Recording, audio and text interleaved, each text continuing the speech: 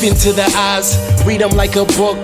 Trapped inside a prison, gotta free them like a crook. Make off with the loot, made off for the joke. Treated like these cowards never needed what we took, and we repeat it like a hook.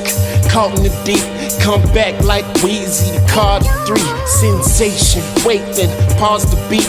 Eyes don't lie, truth still hard to see. They're begging me to show them, they're saying that I owe them, but I'll never give it up. Not for you, not for no one. Foreign ride, touring, soaring, open road, exploring. Welcome to the show. It's Smoke the Competition. I'm your host, Eric Sojash. Please give us a like. Please subscribe. It's greatly appreciated. You can give me a follow on Twitter at Sojash Sports. In today's episode, we're going to break down this weekend's games. It's going into NFL Week 5. We got bye weeks. We got some big players coming back. We're going to talk about some matchups and who you should lay your bets on. We're going to talk point spread as well as fantasy sleepers. I got 4 players that you should have in your lineups this week if you have any bye week or injury issues, or if you just want to take a shot on the sleeper. So stay tuned for the show. Sit back, relax. We're going to have a good time. It's NFL Week 5. I can't wait. Let's go. The first thing I want to do is break down those fantasy lineups. Let's have a look at who you should be starting. The first player I want to break down is wide receiver of the Baltimore Ravens, Zay Flowers. This rookie is unbelievable, ladies and gentlemen. He's must-see TV. He's unstoppable with the ball in his hands. Dynamic, electric, you name it, Zay Flowers can do it. Currently, he's sitting at wide receiver 42 on the season in half PPR format.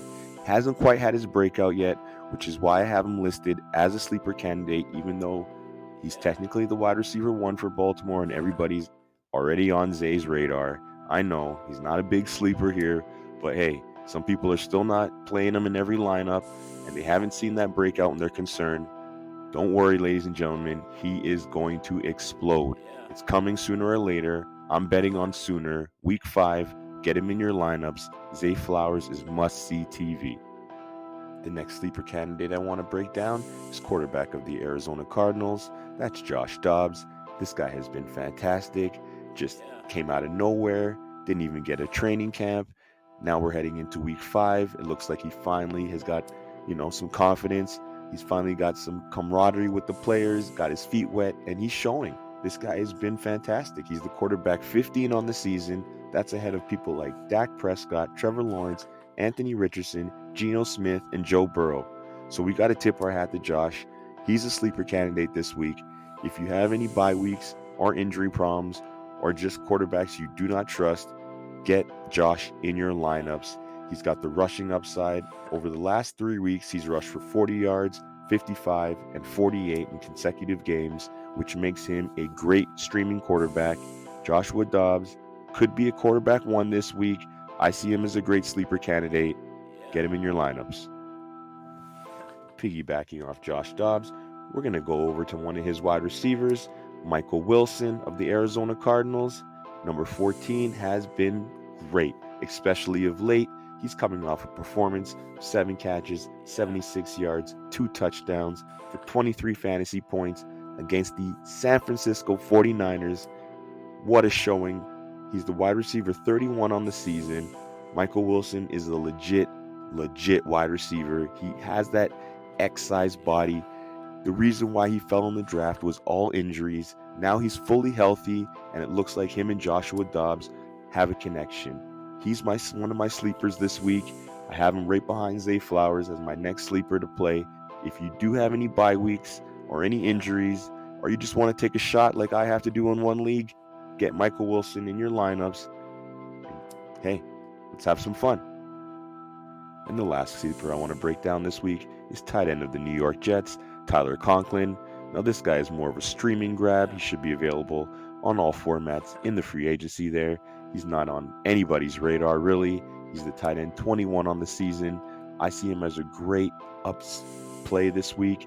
He's got a lot of upside this week. He's going against the Denver Broncos. They've been putrid on defense, giving up points to everybody. Plus, he's coming off consecutive weeks of 6 targets, 5 targets, and 6 targets.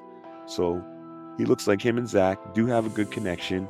This will be the week that I can see Tyler Conklin falling in the end zone to make good on those targets. If you do have an issue at tight end, or you're on a bye week issue, Get Tyler in your lineup. He's looking like a good play this week. So, who gets the win and by how much?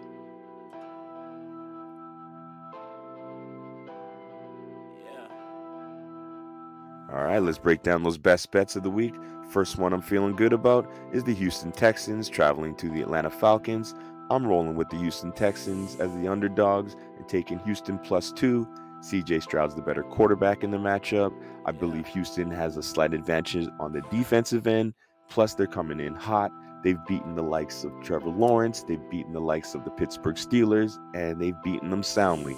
So I'm going with Houston. I don't trust what's going on with that Atlanta offense outside of Bijan Robinson. They really got to get something else going at that quarterback position, like a CJ Stroud. This kid is phenomenal. Lay your money on CJ and the Houston Texans on the road to get their third win of the season. Take Houston +2. The next best bet I'm feeling good about is the Detroit Lions hosting the Carolina Panthers. Detroit are 9-point favorites. I'm laying the 9 points. Detroit is coming off a dominant performance where they took over as kings of the North and absolutely dominated Green Bay from start to finish. I see them carrying that performance over and doing the same thing to Carolina. Carolina has been absolutely putrid on offense this year. Unfortunately, Bryce Young has been struggling to get the offense moving, and Detroit's defense is pretty darn good. Aiden Hutchinson's going to be coming after him all day long. It's going to be a problem. I can see Dan Quinn having the Detroit Lions ready to dominate and show that when there's a game that you're supposed to win, you win it, and you win it soundly. They're going to run the ball, control the clock. Jared Goff is going to complete his passes on play action, even without the sun god.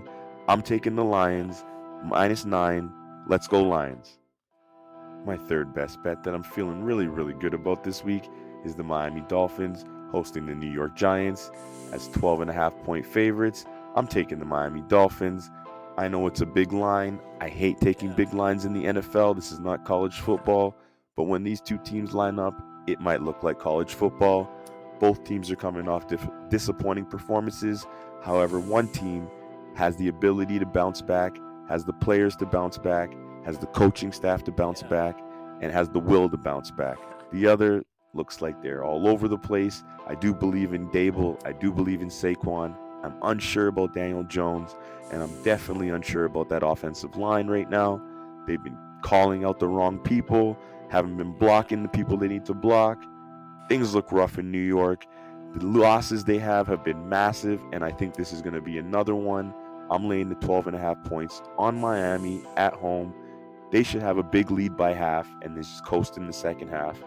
Go Miami. The last bet I'm taking this week to complete my best bets is the Kansas City Chiefs as 3.5-point favorites on the road over the Minnesota Vikings. I'm trusting the Chiefs. I'm going back to the well, even though it burned me last week. The Chiefs could have covered the double-digit points last week. However, they took a knee at the 1-yard line. Patrick Mahomes, being the smart guy that he is and the quarterback that understands all aspects of the game, he didn't want to get greedy there, which I understand. This week, however, seeing as he's coming off a performance where he had some interceptions, some miscues, I think he's going to want to bounce back in a major way. This should be a high-scoring game where the Chiefs just find a way to edge out the Vikings and leave them in the dust. I'm taking the Chiefs, -3.5 on the road. Let's go Mahomes.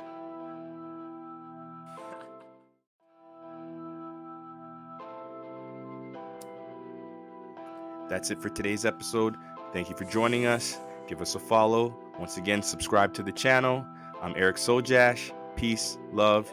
Let's continue to smoke the competition. Deep into the eyes, read them like a book. Trapped inside a prison, gotta free them like a crook. Make off with the loot, made off for the joke. Treated like these cowards never needed what we took, and we repeat it like a hook. Caught in the deep, come back like Weezy. The card 3, sensation. Wait, then pause the beat. Eyes don't lie, truth still hard to see. They're begging me to show them, they're saying that I owe them, but I'll never give it up. Not for you, not for no one. Foreign ride, touring, soaring, open road, exploring.